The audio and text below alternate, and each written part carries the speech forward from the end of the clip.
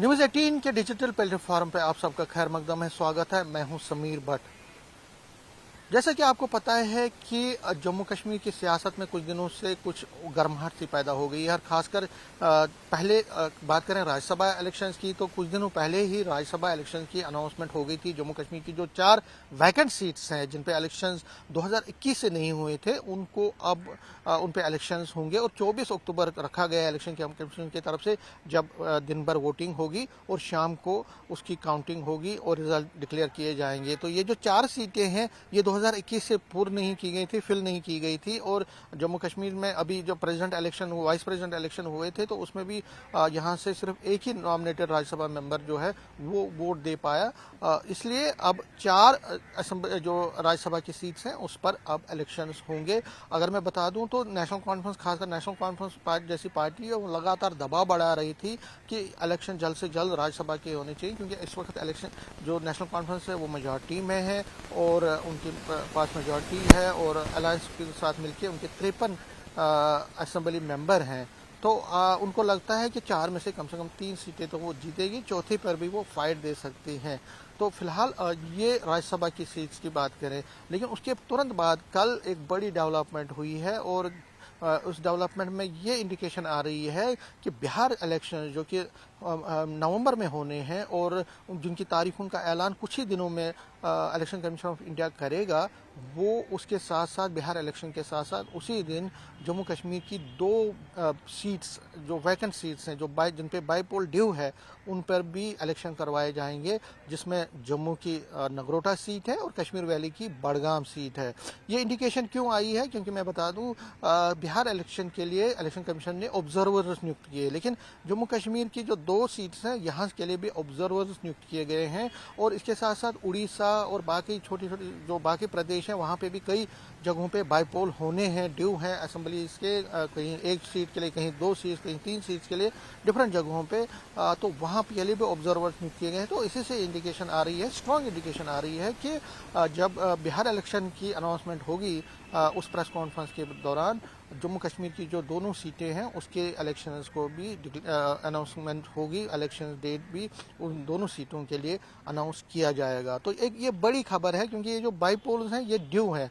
अगर देखें तो हिसाबन 6 महीने के अंदर अंदर इनको इलेक्शन करवाने होंगे, लेकिन अब जो है तकरीबन 11 से ज़्यादा महीने हो गए हैं उमर अब्दुल्ला सरकार को हलफ लिए हुए हैं और 2 सीटें जो हैं वो वैकेंट पड़ी हुई हैं, उनको अब फिल करने की बात चल रही है। सिलसिलेवार बात करते हैं। पहले अगर हम नगरोटा की बात करें, जो नगरोटा की कॉन्स्टिट्यूंसी है वो उस पर देवेंद्र सिंह राणा जो बीजेपी के थे वो चुनाव जीते थे 2024 में जब इलेक्शन हुए थे असेंबली इलेक्शंस। तो उन्होंने जो अपने निकटतम जो उनके कैंडिडेट थे, निकटतम प्रतिद्वंदी, उनको वो नेशनल कॉन्फ्रेंस कांग्रेस अलायंस के तो नहीं थे, क्योंकि कांग्रेस ने भी अपना कैंडिडेट लिया था। नेशनल कॉन्फ्रेंस के ही जो मेन कैंडिडेट थे उनको 30,000 वोटों से जो है हराया था, उनको शिकस्त दी थी। ये एक बड़ा मार्जिन था और जम्मू कश्मीर में जब असेंबली इलेक्शन जितने भी रिजल्ट्स आए हैं तो देवेंद्र सिंह राणा सबसे बड़े मार्जिन से चुनाव जीतने वालों में थे। जीए मीर भी उनमें से थे, लेकिन देवेंद्र सिंह राणा ने भी 30,000 वोटों से के अंतर से अपने जो निकटतम उम्मीदवार थे उनको हराया था। तो एक बड़ा विजय प्राप्त की थी उन्होंने। लेकिन देवेंद्र सिंह राणा कुछ टाइम के बाद ही इस दुनिया से चले गए, उनका स्वर्गवास हुआ। तो ये जो सीट है वो वैकेंट हो गई। अब जो इस सीट की अगर हम बात करें उस पर कौन उतरेगा उसके पर बाद में आऊँगा, लेकिन सबसे पहले जो बड़गाम की सीट है उस पर भी एक नज़र डालते हैं। ये सीट क्यों वैकेंट होगी? क्योंकि उमर अब्दुल्ला जो कि चीफ मिनिस्टर हैं वो 2 सीटों से चुनाव लड़े थे, तो गांधरबल की सीट से चुनाव लड़े थे और दूसरी बड़गाम सीट से चुनाव लड़े थे। लेकिन जो एक रूल है उसमें जो कैंडिडेट है वो एक ही सीट को रिटेन कर सकता है। तो उमर अब्दुल्ला ने जो गांधरबल की सीट रिटेन की, लेकिन जो बड़गाम की सीट है उसको वैकेंट कर दिया, वहाँ से रिजाइन किया। तो वो सीट अब वैकेंट हो गई। तो जब उमर अब्दुल्ला चुनाव जीते थे उन्होंने पीडीपी के जो कैंडिडेट हैं अपने जो सईद मुंतजिर मेहदी जो कि पीडीपी से थे उनको हराया था। और भी कई कैंडिडेट उठे थे, लेकिन जो मेन जो उनके थे जो हरीफ थे वो पीडीपी के थे उनको उन्होंने बड़े मार्जिन से हराया था। तो चुनाव जीतने के बाद उमर अब्दुल्ला ने वो सीट वैकेंट कर दी। अब उस सीट पर भी चुनाव होना है। अगर हम पहले नगरोटा की बात करें तो अब हम इस पे आएंगे कि कौन चुनाव वहां से लड़ सकता है, किस पार्टी से कौन चुनाव उतर सकता है। देखिए, नगरोटा की सीट पे जो मोस्ट प्रोबेबली और मोस्ट लाइकली जो हमारे सोर्सेज भी कह रहे हैं और पहले से कह रहे हैं, वो देवेंद्र सिंह राणा की बेटी दिव्यानी राणा जो है वहां से बीजेपी की उम्मीदवार हो सकती है। मोस्ट प्रोबेबली है ये। तो हम 100% कंफर्म नहीं कर सकते क्योंकि बीजेपी में क्या होता है या किसी भी पार्टी का फाइनल डिसीजन क्या होता है, लेकिन 99.9% यही लग रहा है कि दिव्यानी राणा जो कि देवेंद्र सिंह राणा की बेटी है, वो बीजेपी की तरफ से चुनाव लड़ सकती है। वो एक्चुअली बीजेपी जो है वो सिंपैथी वेव को कैश करना चाहती है और दिव्यानी राणा से बढ़कर उनके पास कोई नहीं है। राणा फैमिली में दिव्यानी राणा जो है, अगर हम देखें तो जब उनकी डेथ हुई थी तो देवेंद्र सिंह राणा के एक बड़े नेता थे, और जब उनकी डेथ हुई उसके बाद दिव्यानी राणा ने ही लगातार नगरोटा में हर जगह का दौरा किया। हर एक कॉन्स्टिट्यूंसी के हर एक जगह पे, हर एक गांव में वो पहुंची, हर एक घर में वो पहुंची और लोगों के साथ एक कांटेक्ट उन्होंने इस्टेब्लिश किया, पब्लिक कांटेक्ट जिसको कहें, और हर जो है एक तरह से मेहनत शुरू कर दी। और अभी भी वो लगातार हर रोज सुबह से शाम तक नगरोटा कॉन्स्टिट्यूंसी में ही अपना वक्त गुजारती हैं और कोशिश उनकी होती है कि ज़्यादा से ज़्यादा लोगों के पास वो जाए। अभी जब फ्लड आए थे या बाकी त्रासदी आई थी तो उस दौरान भी दिव्यानी राणा जो है लगातार अपनी कॉन्स्टिट्यूंसी में हर गांव में गई, हर घर में गई और कोशिश की लोगों के साथ अपना एक राब्ता इस्टेब्लिश करने के लिए। तो देवेंद्र सिंह राणा की जो बेटी है वो प्रॉबल है, उसमें बीजेपी को लगता है कि एक सिंपैथी वोट भी आएगा और दूसरा एक लेडी का चेहरा है। और वहां पे क्योंकि देवेंद्र सिंह राणा ने एक बड़े मार्जिन से चुनाव जीता था तो उनको लग रहा है कि वो फिर एक बार रिपीट करेंगी। दिव्यानी राणा जो है उनमें वो कैपेबिलिटी बन रही है, धीरे धीरे वो मेहनत कर रही है, वो कहीं ना कहीं वो अपने उस परफॉर्मेंस को रिपीट कर सकते हैं जो देवेंद्र सिंह राणा ने किया था, उसको अब ये रिपीट कर सकती है। तो हालांकि बीजेपी में कई और प्रोबेबल्स हैं, उसमें जुगल किशोर शर्मा जो कि 2 बार वहां के एमपी रहे हैं 2002 और 2008 में, वो भी उनके भाई जो हैं वो भी चुनाव में जो है चुनाव लड़ना चाहते हैं वहां से। इसी तरह से कुछ और प्रोबेबल्स भी हैं वहां जो चुनाव लड़ना चाहते हैं, लेकिन मेन फोकस जो है बीजेपी चाहती है कि वो देवेंद्र सिंह राणा की बेटी को ही चुनाव वहां से लड़ाए। अब फाइनल फैसला क्या होता है तो वो तो आगे पता चलेगा जब चुनाव की तारीखों का ऐलान होगा और फिर बीजेपी अपनी तरफ से फाइनल करेगी। अगर हम नेशनल कॉन्फ्रेंस की बात करें तो नेशनल कॉन्फ्रेंस और कांग्रेस हो सकता है अलायंस में ये चुनाव लड़ सकते हैं।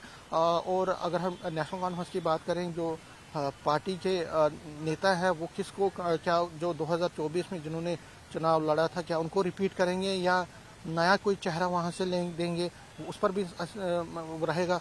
हर्षदेव जो है वो नेशनल पैंथर्स पार्टी के चीफ है और इंडिया ब्लॉक का हिस्सा भी हैं।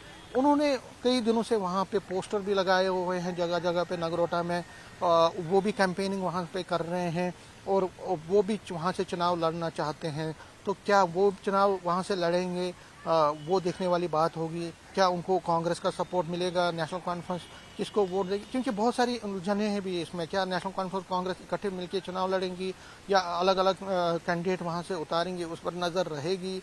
लेकिन उलझनों बड़ा वो ये जो इंडिया ब्लॉक के लिए है खासकर, क्योंकि इसमें एक और उलझन उमर अब्दुल्ला के लिए भी है। उमर अब्दुल्ला की देवेंद्र सिंह राणा के साथ बहुत अच्छी बनती है, सबको पता है, उनके दोस्त थे वो और इकट्ठे उनका एक पॉलिटिकल कैरियर भी शुरू हुआ था, इकट्ठे बने और फिर एमएलसी बने, पॉलिटिकल एडवाइजर भी बने देवेंद्र सिंह राणा उमर अब्दुल्ला के, और बहुत उनकी दोस्ती के चर्चे हर जगह पे थे। लेकिन फॉल आउट फिर कुछ साल पहले ही हुआ था और वो नेशनल कॉन्फ्रेंस से निकल गए थे। पिछला चुनाव अगर हम बात करें 2014 की जब इलेक्शन जीते, अगर नगरोटा की बात करें तो 2008 में जुगल किशोर शर्मा वहां से चुनाव जीते थे, और 2014 की बात करें तो 96 की तरह 2014 में भी नेशनल कॉन्फ्रेंस ने चुनाव जीता था। तब देवेंद्र सिंह राणा नेशनल कॉन्फ्रेंस में हुआ करते थे, लेकिन उन्होंने फिर पाला बदला और वो तकरीबन 20 के बाद ही बीजेपी में चले गए। लेकिन नेशनल कॉन्फ्रेंस ने ये 14 में भी चुनाव वहां से जीता है और 96 में भी चुनाव जीता है। बीच में 2002 और 2008 में बीजेपी वहां से चुनाव जीती। लेकिन अब जो है, अब देवेंद्र सिंह राणा ने तीसरी बार चुनाव वहां से जीता था, बीजेपी के लिए जितवाया था 2024 में। लेकिन अब ये देखना पड़ेगा कि क्या नेशनल कॉन्फ्रेंस अलायंस में चुनाव लड़ती है, क्योंकि अब उमर अब्दुल्ला के लिए उलझन ये भी है कि देवेंद्र सिंह राणा उनके बहुत अच्छे दोस्त हुआ करते थे, लेकिन जब फॉल आउट हुआ तो उसके बाद दोनों की राहें अलग हो गई। अब वो बीजेपी में चले गए देवेंद्र सिंह राणा, और उमर अब्दुल्ला कहीं ना कहीं उससे दूर चले गए। लेकिन जब उनकी डेथ हुई तो उमर अब्दुल्ला घर पे भी आए, और उससे पहले भी कुछ इंडिकेशंस ऐसी आ रही थी कि उमर अब्दुल्ला ने ये कहा था कि वो जो है देवेंद्र सिंह राणा की फैमिली के खिलाफ क्या चुनाव लड़ेंगे। इसमें अभी कंफ्यूजन थोड़ा सा बना है। कुछ पार्टी के नेता ये कह रहे हैं कि हो सकता है उमर अब्दुल्ला ये कहें कि मैं वहाँ से चुनाव नहीं लड़ूंगा, क्योंकि मैं अपनी पार्टी का उम्मीदवार वहाँ से नहीं उठाऊंगा, क्योंकि देवेंद्र सिंह राणा के लिए एक ट्रिब्यूट वो देना चाहते हैं, देवेंद्र सिंह राणा के प्रति एक जो रेस्पेक्ट उनका है। लेकिन सियासत में दबाव भी बहुत सारा होता है, क्योंकि पार्टी के वर्कर ये कहते हैं कि हम किसी भी हालत में वहाँ से चुनाव लड़ेंगे। दोस्ती अपनी जगह होती है, उनको जो रेस्पेक्ट है वो अपनी जगह उमर अब्दुल्ला के माइंड में है, लेकिन सियासत में हमने चुनाव लड़ना है और बीजेपी को ये दिखाना है कि बीजेपी हर मोर्चे पे विफल रही है, और हम उसको ये दिखाना चाहते हैं कि वो कोई काम नहीं कर रहे। तो कहीं ना कहीं टेस्ट है, बहुत बड़ा टेस्ट है बीजेपी के लिए, क्योंकि बीजेपी के 28 एमएलए चुनाव 29 चुनाव जीते थे देवेंद्र सिंह राणा को मिला के। लेकिन अब एक बड़ा टेस्ट है बीजेपी के लिए कि अगर चुनाव वहाँ पे अगर पार्टी रिटेन करती है तो उस पार्टी को और मजबूती मिलेगी। अगर पार्टी रिटेन नहीं करती है तो एक बड़ा सेटबैक होगा पार्टी के लिए, बीजेपी के लिए जम्मू क्षेत्र में, और कहीं ना कहीं उनके जो पॉलिटिकल और फ्यूचर पॉलिटिकल प्रॉस्पेक्ट्स हैं उनको बहुत नुकसान पहुंच सकता है। पार्टी की क्रेडिबिलिटी भी खराब हो सकती है। अगर हम नगरोटा की बात करें तो यहाँ पे मुस्लिम पॉपुलेशन बहुत ज़्यादा है, गुजर भी हैं, इसमें राजपूत भी बहुत ज़्यादा है। बड़ा कॉन्स्टिट्यूंसी है, नगरोटा की कॉन्स्टिट्यूंसी बहुत बड़ी कॉन्स्टिट्यूंसी है। और जिस तरह मैंने कहा कि यहाँ से जो है जो भी चुनाव जीतेगा या चुनाव में उतरेगा उसको बहुत मेहनत करनी पड़ेगी लोगों का दिल जीतने के लिए। और मुद्दे वही हैं जो मुद्दे रहेंगे जम्मू कश्मीर के। बीजेपी अपनी पार्टी जो जम्मू के साथ डिस्क्रिमिनेशन है या बाकी चीज़ें उसको उठाएगी, और इसी के साथ साथ नेशनल कॉन्फ्रेंस स्टेटहुड या बाकी इश्यूज को उठाएगी। वो आने वाले वक्त बताएगा कि क्या क्या होता है। तो ये नगरोटा की बात है। बड़गाम की सीट बहुत हाई प्रोफाइल सीट है, और बड़गाम की सीट पे भी नेशनल कॉन्फ्रेंस उलझी हुई है। वहाँ से पीडीपी जो रिटेन करेंगे मुंतजर मेहदी को, सईद मुंतजर मेहदी को, ऐसा लग रहा है बड़ा ही चांसेस लग रहे हैं कि वो मुंतजर मेहदी को ही वहाँ से रिपीट कर सकती है, क्योंकि मुंतजर मेहदी जो है एक स्ट्रांग नेता हैं और उन्होंने बहुत ज़्यादा मेहनत की है। अगर हम देखें पिछले दिनों से, जब से वो चुनाव हारे भी थे, लेकिन उसके बाद जब उमर अब्दुल्ला ने वहाँ से चुनाव वैकेंट कर दी, वहाँ से रिजाइन किया, तो उसके बाद लगातार मेहदी जो है, सईद मुंतजर मेहदी जो है लगातार लोगों के पास जा रहे हैं। वहाँ लोगों के साथ एक राब्ता उन्होंने इस्टेब्लिश किया है, जिस तरह मैंने कहा दिव्यानी राणा ने जम्मू में नगरोटा के लिए किया, तो उसी इसके साथ वो उन्होंने मुंतजर मेहदी ने भी वहाँ से, सईद मुंतजर मेहदी ने भी किया है। तो पीडीपी वहाँ से चुनाव लड़ी। सज्जाद लोन की जो उन्होंने पार्टी बनाई है, जो कुछ ही दिनों पहले बनाई है, पॉलिटिकल अलायंस फॉर चेंज, उसमें सज्जाद लोन है, बाकी लोग हैं, वो भी चुनाव अपना कैंडिडेट वहाँ से उतार सकते हैं। ऐसी इंडिकेशन उन्होंने भी दी है कि पीपल अलायंस फॉर चेंज जो बना है, ग्रुप बना है, सज्जाद कर रहे हैं, लीड कर रहे हैं, तो उसको वो वहाँ से चुनाव लड़ सकते हैं, उनका कैंडिडेट वहाँ से कर सकता है। नेशनल कॉन्फ्रेंस के लिए एक बड़ी उलझन वाली बात है, क्योंकि ऐसी खबरें आ रही हैं कि उमर अब्दुल्ला अपने किसी क्लोज बंदे को वहाँ से चुनाव लड़वाना चाहते हैं। उसमें कई नाम आए थे, जैसे नासिर असलम वानी का पहले नाम आया था कि उनको वहाँ से चुनाव लड़वाना चाहते हैं, या किसी और भी अपने पसंद के उम्मीदवार को चुनाव लड़ना। लेकिन ऐसी खबरें हैं कि वहाँ से आगा सईद रोहो के पार्टी के एमपी हैं, वो अपने पसंद के किसी लीडर को वहाँ से चुनाव लड़वाना चाहते हैं। और पीडीपी के वो बड़गाम की बात करें तो बड़गाम में कहीं ना कहीं आउटसाइडर वर्सेस इनसाइडर का भी मसला पड़ा हुआ है, क्योंकि एक नैरेटिव वहाँ बिल्डअप किया गया है कि अगर नासिर असलम वानी वहाँ से चुनाव लड़ते हैं तो नेशनल कॉन्फ्रेंस के लिए एक खतरा होगा, क्योंकि वो बाहर से हैं, तो उनको वो काबिल कबूल नहीं होगा। तो वहाँ पे एक ऐसा नैरेटिव पहले से ही जमा हुआ है। तो इसलिए उमर अब्दुल्ला अब किसको वहाँ से चुनाव लड़वाते हैं, ये देखने वाली बात होगी, क्योंकि वहाँ पे किसी कैंडिडेट को फाइनल करना इतना आसान नहीं है। उसमें उमर अब्दुल्ला को बहुत कुछ सोचना पड़ेगा। अगर वो